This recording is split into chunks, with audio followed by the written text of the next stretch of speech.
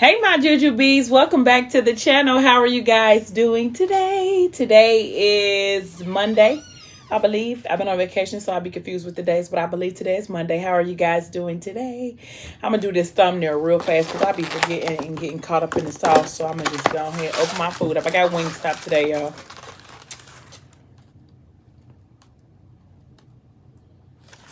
What's going on with the lighting there? Oh, I covered it up.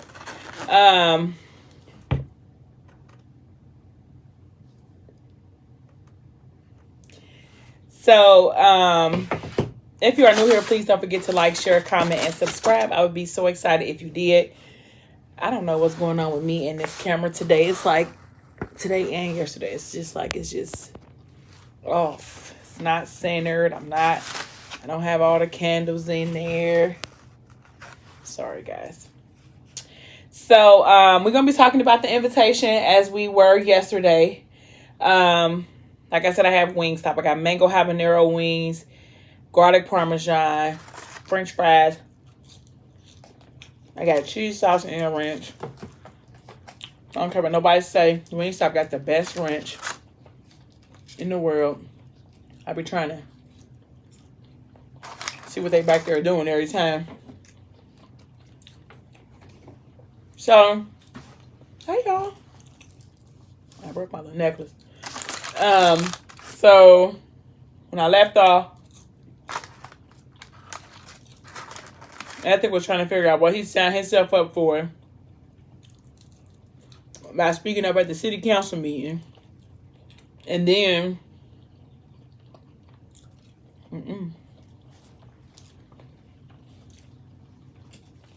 put himself in the line of fire as well as his kids, but that's neither here nor there. This hat that I have on is from one of the lovely women in my Aspires group. She sells makeup. She sells like lip gloss and things like that, hats and t-shirts. And I got this hat from her.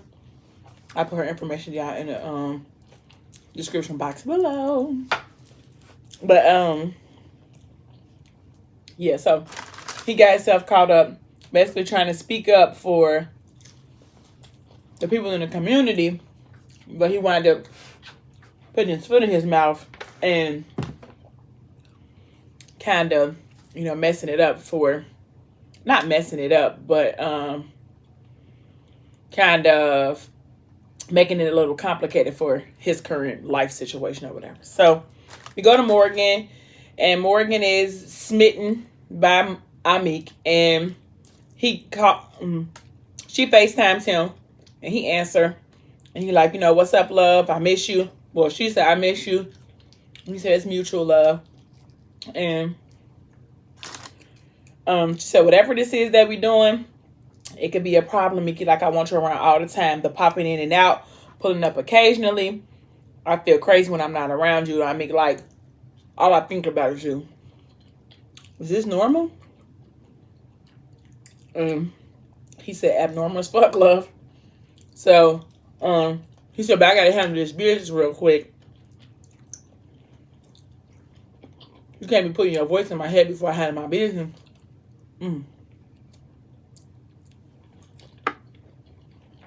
He said, can I call you in a minute? And she's like, sure, but be safe, okay? Sorry, y'all, this chicken good and I'm hungry. And he said, will do. And she said, are you smiling at me? He was like, nah, I wouldn't call it no smile. Maybe just like a gangster smirk. But, trying to keep it cool. And so he said, I got to go get to it, love. I'm going to give it to you, all right? She said, you got to keep your promises, Meek. He said, that's my word. And so, before he could hang up, I'm sorry, which is my favorite.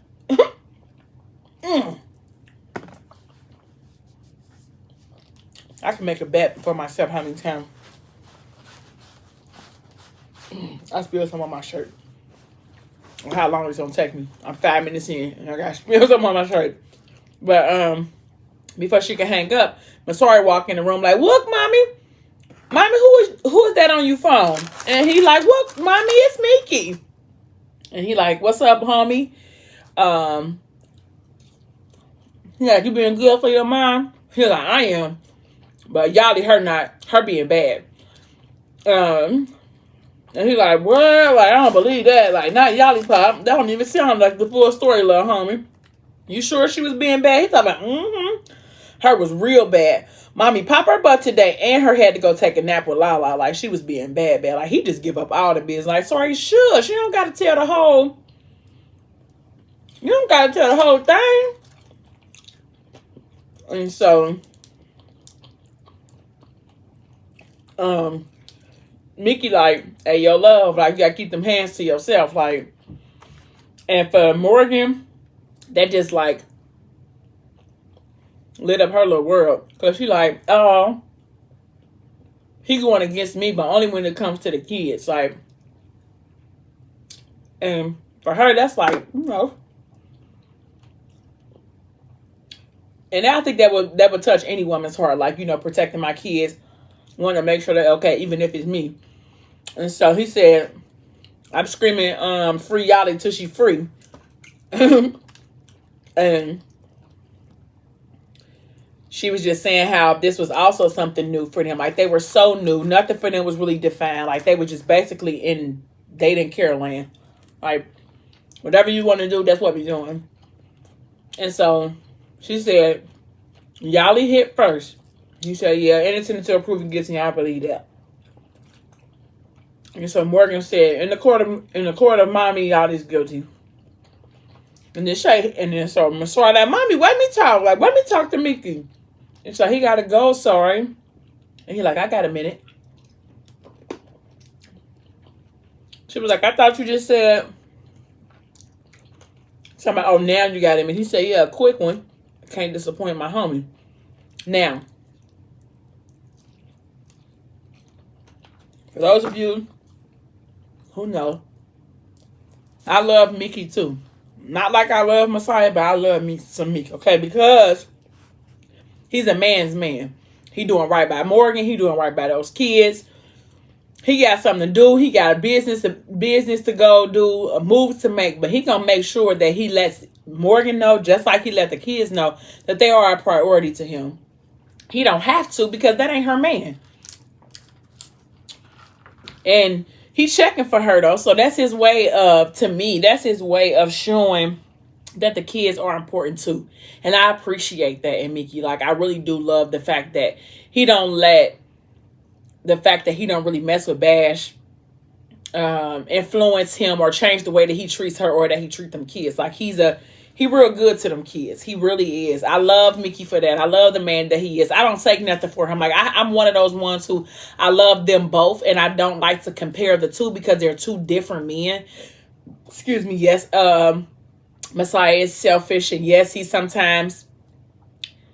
oftentimes can be a whole lot to deal with, but I love him still.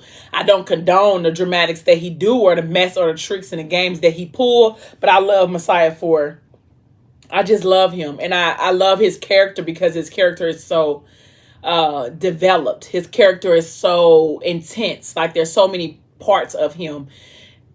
His character to me is the most developed character other than Ethics. But needless to say, I do love Meek. Like, I'm a Messiah wife, but I'm not a Meek basher. Like, I don't have nothing bad to say about him, Meek. I really don't. Like, I don't necessarily agree with the move that him and Morgan made, but I can understand how the move was made. That's my stance, and I'm sticking to it. Like, I love them both. Would I pick Mickey over Messiah? No. But I would pick him. You know what I'm saying? Like, he could be a pick for me because I love him. Like, he's a gentleman. He takes care of her. He takes care of those kids. Like, her interests and her priorities come first. But I don't think that Morgan is ready to receive what Mickey has to offer right now. You know what I mean? So I can't say nothing bad about Amik. I really can't.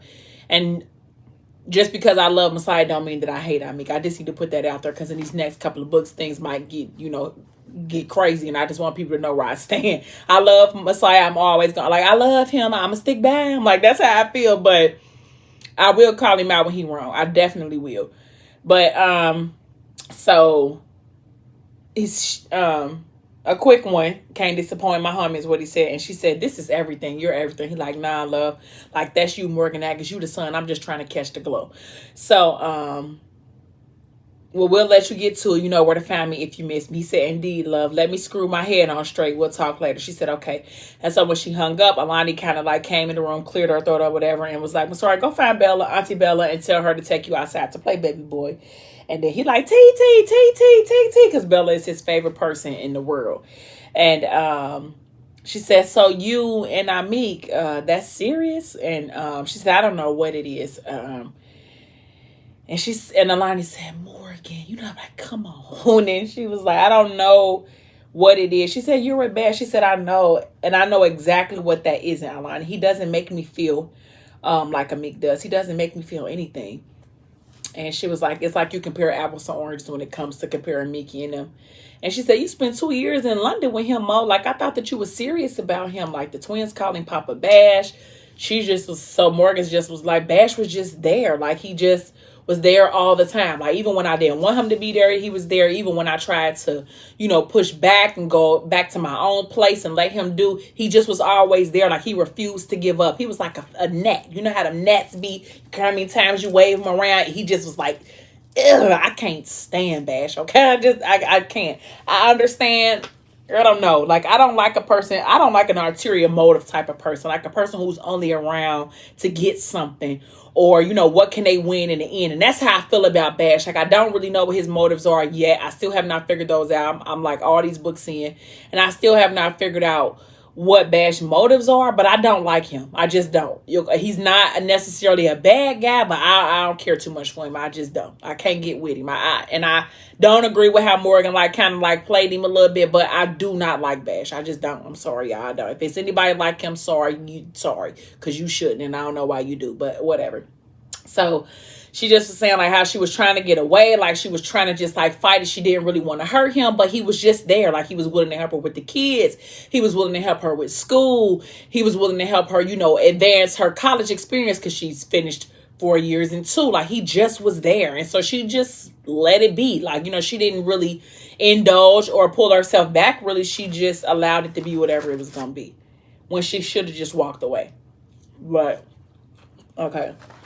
So, she said, but now I had this friend and I'm meek, and it feels like it's supposed to be meaningful. Like, he's one of those people who you come in and change your life. Is it bad that I want to keep that? And Alani was like, no, it's not bad that you want to keep it. What makes it bad is if you try to keep both, Amik and Bash. So, she said, I know what you went through with Messiah, and you deserve all the happiness in the world, but you can't go get it by creating bad karma along the way. I don't know what's going on between you and I. Make you introduce him as a friend, but what I just saw was more than that. And if you want to work, then you need to end it with Bash like yesterday. She was like, we're engaged. Alani said, excuse me? Because imagine they wasn't there when he asked Mo to marry him. She said he proposed to you. She said he proposed to me before I came back. Before I came back to Michigan. She said, you said yes? You know, but come on, Mo. She said, oh, Ethic is going to kill you. Morgan, you are going to give that man a heart attack. Like, you 21 years old, Mo. Why would you even agree to marry him? She said, I didn't exactly say yes, and I didn't exactly say no either. Christiana was running an announcement in the paper soon. She put her on the wedding dye. She said, I got to try on dresses. The entire thing was planned out from top to bottom. And it feels like someone else is invited, not somebody else is invited. No, it feels like I'm someone who's invited, not the bride to be. She said, but you don't smile with Bash. Not for real. It's like you turn the watts down just to make sure everyone believes that you're happy with him. He's a nice man, a good guy. But what I saw on that phone today, Mo, was blinding. It was bright and carefree. She said, you look like the 20-year-old girl who's smitten with a guy who gives her butterflies. And she said, he does. You know, I'm like, he's just so dreamy. She said, Alani, he does, but Bash is consistent. She said, it's safe. The twins call him Papa. Their needs kind of trump my wants, but it doesn't stop me from wanting him. I'll look up one day, and whatever this is with me, like, it'll pass. He'll do something or become something that hurts, and Bash will remain the same. She said, but do you love him, Mo? She said, I appreciate him. He's a good friend. He's a good person. He's reliable and safe. And she said, Morgan, you sound like you describing a car, not a man you love. And she said, a man you love makes you feel alive. Like he makes your soul scream, Morgan, your heart racing. You feel proud to be his. You're delighted when he touches you in the slightest way.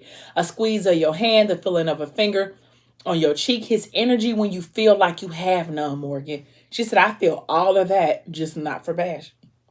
She said, those feelings are dangerous, Alani. Like, they scare me. She said, Bash is a good person. He doesn't make me feel that, and that's okay with me.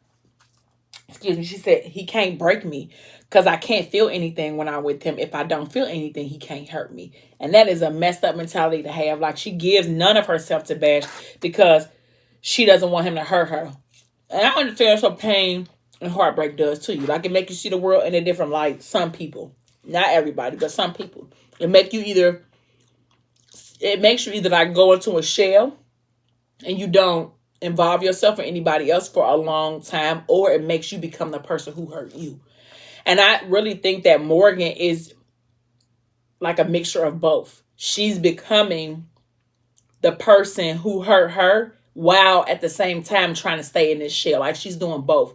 Her going to London for 2 years was her staying in the shell and secluding her away from everybody else. Her coming back from London and being in Michigan and trying to love Amik while at the same time being Bash's fiance and just running game everywhere is her, to me, is her turning into the person who hurt her.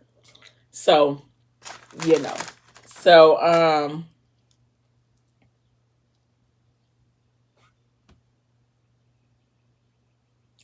so after comes back home and they had the food downstairs or whatever, and he heard the kids in the kitchen, you know, Alani in the kitchen. He said he don't know if they ever get used to, you know, having a full home. It's always just been him and the kids. It's never really been anybody there to make his house a home, of course, until Alani.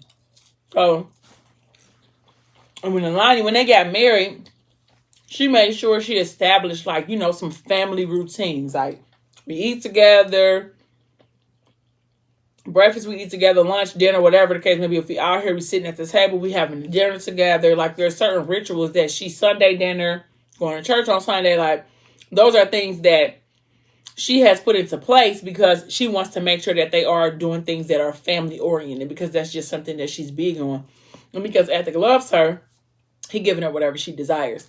And for him, it's become something great. It's something that he has looked forward to. You know what I mean? Like, sharing that type of thing with your family, and how was your day, sitting at the table, having those dinners, you know, that intimate time with each other. I think I need to do that with my family, because me and my daughter, I be in my room eating, or I be on camera eating, and she be in her room. We probably should have sit down dinners, huh? Sorry, that was a sidebar. But, and so when he got there, he noticed this time that everybody had already ate. They was like cleaning up dinner and the babies was having desserts. And he was like, you could have waited for daddy to eat, no? I love when he says that. And so, Easy was like, Ma said you was on a diet. You like a diet, huh? He said, that's all right. I know somebody who's going to make sure that Pop gets something to eat. So the kids was feeding him ice cream, Yali, and, Yali was giving him. And so he said, can you share with Pop? And she signed and said, it's my favorite. He said, my favorite too, big girl. And so they exchanged. So he like, so Morgan like, let me get you ready, get you in the bathtub. And so I'm gonna start like, Pop, you can have mine. And so what's her name? Bella asked if she could go to the movies with Lyric and Bianca. He was like, well, who driving? She said, well, Mom said if you take us, she would take us if you said yes. He said, I'll take you and your friends. We need to talk about the switch of schools things, but it could wait till the morning. And so she said, okay, let me get my stuff so they can get ready to go. So he walked over to Alani like, oh, so you establishing diets, huh? She said, well, you put me on one, so hey. And he like, Lanika, you know, I'm like, come on. And she said, no, we need to talk. And he said, so is this the kind of talk where you do all the talking and I barely listen, or is it the kind of talk where you lower your voice and we can handle it like adults? Because I like to know what I'm dealing with before we get into it, because I love him. He like, listen here, I can listen to you and we can have this discussion, but is we going to have this discussion like grown-ups, or is you finna try to yell at me like I'm a kid? Because if that's the case, I'm going to just go and take Bella to the show. So she said, are you cheating on me?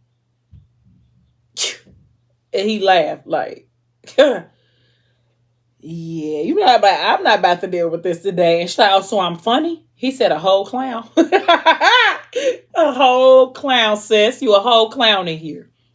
He said, you know better. You also know I don't like to talk just to hear myself speak, Lanika. Me and you, we don't have these type of conversations. We aren't that couple. I wouldn't have married you if I thought we would be that couple. She said, wow, you wouldn't have married me. He said, that's not how I meant it. Just answer the question, Ezra. So then Bella came downstairs and answered like, I'm ready. So he went on ahead and was like, I'm finna go and take them to the show. It's her like, relax. I'm gonna drop Bella off, then we can come back. And then I'm gonna come back. He said, I don't like the accusations though. Like, because you should know better. He said, I show you better. I am better, baby. He said, that shit is almost an insult. And so he forced her to kiss him and she tried to move. And he was like, stop it. You know, I'm like, now stop it. So she felt like he said everything he said nothing that she wanted to hear. All she wanted to hear him say was no. But the fact that he was get to talking about, you know me and blah, blah, blah. Like, nah, brother. I just want to hear you say no. I understood Alani. But like he said, like, you know better. Like, you know me. Like, we ain't that. That's not us. So we not even finna start that. So he was taking Bella to the show. And he asked her, like, what time did the show start? So she gave him the time. They was talking. He was like, why did you stand up and say, you know, what you said? She was like, well, I just wanted to support you. Like, if you wanted to say something, you stood up for what's right, and I wanted to stand next to you. It's only right. And he's like, okay. You had to realize, like, just because Bella's not a boy don't mean that she can't be a lot like him. So she said, so am I switching schools? He was like, don't worry about it tonight. I just have fun with your friends. We'll talk about it next time. So then she asked him, like, could he spend the night? Could she spend the night over, I think, Bianca's house? Bianca or Lyric, one of them. And so he went to pick up the girls. And, of course, Connie, with her thirsty self, like, hey, Ezra, how you doing? Hey, handsome. She like, tell Nika that I said hi. She ain't been around here lately or whatever. He like, he just nodded his head like, we'll do. And so everybody got in like, hey, Mr. Okafor, thanks for taking us, blah, blah, blah. So they get to the show. He tell Bella, like, make sure you turn your locations on. She said, okay, Daddy. And he told like, I'll be back at midnight. She's like, no, you remember you said I could spend the night over, I think it's Bianca's house, one of them. Bianca or Lyric. And he like, oh, okay, you know, and he like, basically like, you're gonna be okay. And ethics thing is like, not that he don't trust Bella, he just don't trust everybody else. And I think that's every parent. Like, you know, even though she 15 years old, but okay, so fine.